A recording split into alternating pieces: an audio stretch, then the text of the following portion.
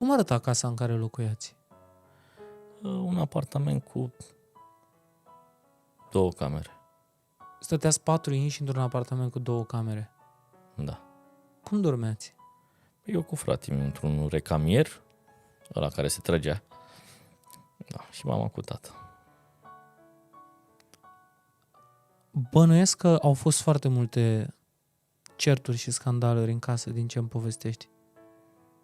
Zilnic, S-au aproape. terminat vreodată cu poliție? Sau mama ta nici asta nu făcea?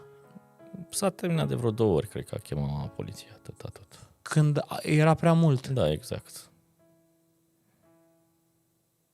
Pe mama ta încă o ai. Da.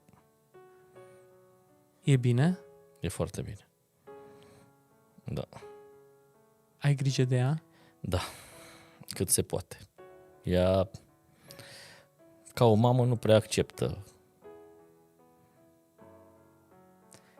Zice, lasă, maică, să aveți voi.